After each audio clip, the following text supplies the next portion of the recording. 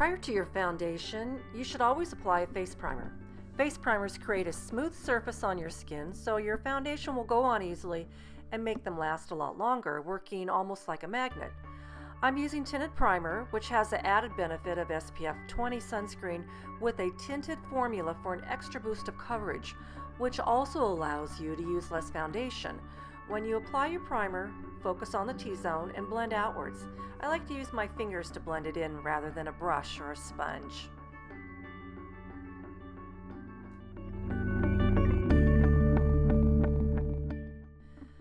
Focus your foundation application in the T-zone where most coverage is needed because this is where you have the most discoloration and sun damage. Apply sparingly to the outer cheeks, the forehead, the hairline. Be careful to not get any makeup in your hairline. I see this problem all too often and it is really unattractive.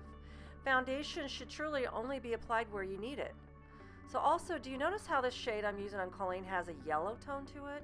Yellow neutralizes redness and leaves the skin looking really evened out and soft and natural. Always avoid foundations that have a pinky or ashy tone to them. They give your skin a fake look and kind of like a mask. Also, it makes sense to own a couple of foundations for different times of the year, and you can mix the two foundations to make your own formula. For example, my skin is much drier in the winter due to harsh conditions, so I wear a more hydrating foundation then and a much lighter one on summer days for a more natural look. So I sometimes mix the two in the fall and the spring as I ease into the changing seasons. Here's a quick tip. Always consider what you're using your concealer for when deciding what to buy. Covering pimples, spots, or scarring requires a heavier, thicker concealer like those you buy in a stick, a pot, or a compact. These, however, are much too heavy for under the eye, which requires a much lighter one. Today I'm using Perfect Concealer to cover sun damage. This is very pigmented and a tiny bit is all I need. Gently press into place and pat, never rub. And the biggest myth about concealer is that it should go on before foundation, and this is wrong. If you apply foundation after concealer, you will just uncover your carefully concealed spots, so use it after. And again, choose a yellow-based foundation, concealer for targeting redness. Cream blush is a great choice on mature skin. Powder blush will emphasize tiny lines and creases in the skin, giving you an aged look. If you want to know exactly where to apply your blush, just simply smile. The apple of your cheeks will plump up naturally, and this is exactly where it should go. As far as choosing the right shade, I think that those with fair skin and blue eyes should really stick to neutral, natural shades such as peachy tones, beigey pinks, or soft pinks. No bright, heavy shades. Deeper skin tones with darker hair and darker eyes can definitely wear brighter, rich, deep blush colors. Just remember that less is more when it comes to blush, and you can always add more later. You can see I'm curling Colleen's eyelashes here, which I cannot recommend enough. Curling your eyelashes makes all the difference in the world when it comes to showing off your eyelashes, so don't skip this step. Shadow Magnet is an eye primer, and eye primers are absolutely necessary to prevent your eyeshadow and eyeliners from creasing up into a greasy line on your eyelid. Properly used, eye primer will also allow your eyeshadows and liners to stay in place all day. This is one of the best products you can use to create long-lasting eye makeup.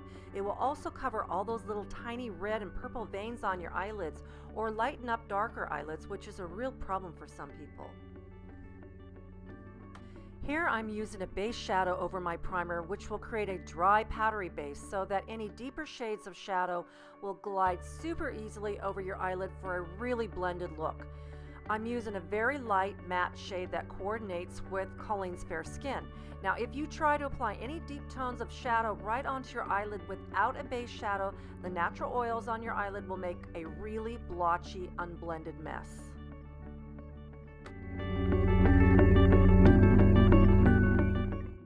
So I've chosen to use a shade of eyeshadow called Truffle, which is a dark brown, almost charcoal, and is a matte finish, which means no frost and no sparkle in it. Frosty, sparkly shadows are a no-no. on mature eyes. They will highlight all tiny lines and any crepey skin, making your eyes look really old. So just don't do it ever. Stick to the soft matte shades. I'm using a deep tone on Culling, but I'm also using it very lightly, and the base shadow I applied first is really allowing this eyeshadow to go on smoothly and blend well. And I'm applying it fairly high on the outer half of her eyelid because her lid will settle down quite a bit, and you want the color to show on the top part of your upper lid to visually pull it up, giving your eyes a natural eye lift. And also, here's a great tip. I'm using a sponge on the edges of her eyeshadow for just a little additional blending.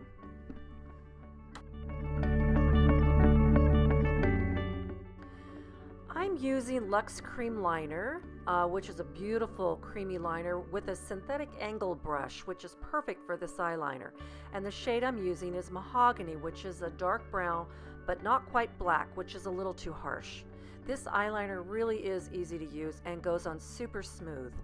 I actually like to start on the outer edge of the eye and go inward using soft, short strokes.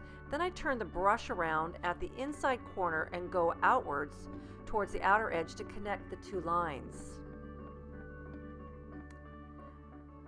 Then I finish it with the sharp edge of my makeup sponge along the bottom edge of the line, pulling the liner upwards and out to give it a kind of a cat-eyed look.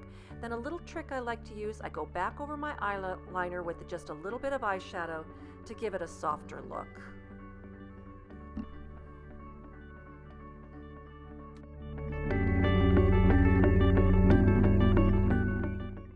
If you share the same problem that I have, which is getting mascara blobs on your eyelids when trying to apply it, then listen up.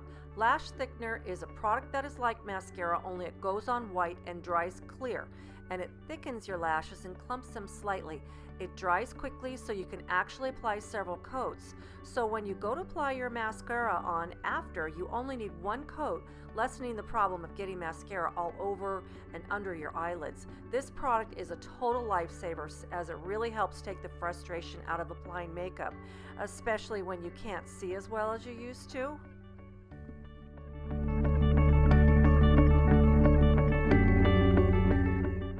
Apply your mascara with the wand perfectly horizontal for the upper lashes, going straight up. Holding your mascara wand vertically will make your lashes clump up way too much and then will be difficult to straighten out. Applying mascara can be really frustrating, as it is easy to smear onto your eyelids and under your lower lashes. So like I said before, lash thickener can be your best friend. If you choose not to and use mascara alone, then make sure your lashes dry out between each coat.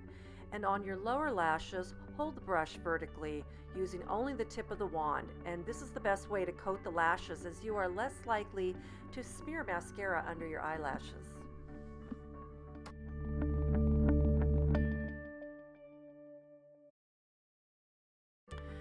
Brow Balm is a smooth, creamy formula that glides on easy and defines your brows perfectly. It is an excellent choice for sparse, thin brows and looks really natural. I'm using the shade Brunette, which is a medium brown. So dip your brush into the pot for just a tiny bit of product and start at the lower inside corner of your eyes, sweeping up towards your arch. Go up and over the arch and fill in the tail of the brow, and then fill in the rest of your brow, going back and pushing the product up from the line you created. Repeat this on both sides, making sure you emphasize the highest point of your brow, which is the arch and the tail. And make sure you don't make the mistake of filling your brows too solidly and too dark at the inner part of the brow nearest your nose. This will make your brows look harsh and appear like they are almost glued onto your face. So always go back and blend your brows gently using a spoolie brush, focusing on the inner part of your brow.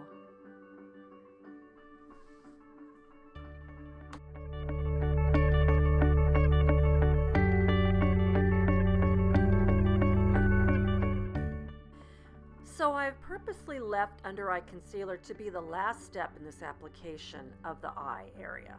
This is because little bits of shadow and even mascara or eyeliner can drop down during the process of applying and land under your eye. Once you've applied your under eye concealer, you don't want to touch it at all. So wait till the end.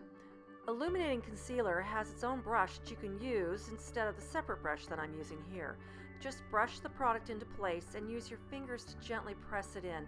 Focus on the darker areas, but you can use illuminating concealer for the whole under eye area to lighten and brighten it up.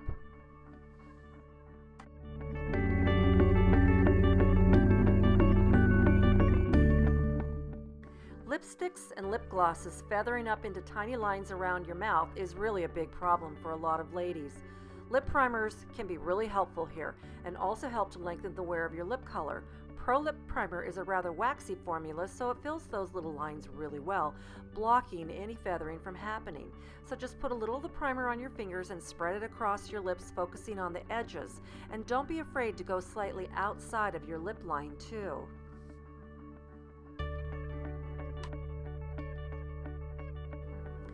Personally, I prefer lip gloss or lipsticks with a lot of shine to them for more mature lips. It is true that they don't have the staying power that matte lipsticks do, but the reason matte lipsticks stay is because they are completely void of moisture, which on us looks dry, harsh, and old. Lip glosses are super easy to apply and in a pinch can even be done without a mirror. You just can't go wrong with them. And they don't discriminate by them cheap or high end. Just remember to choose good shades for your skin tone. Gals with fair skin and eyes like Colleen are a little more limited in choices and should stick to shades that have some warmer tones in them, such as pinks or berry shades that have golden tones. And those with darker skin tones and deeper eyes have more options and can wear the brighter, deeper, and cooler tones.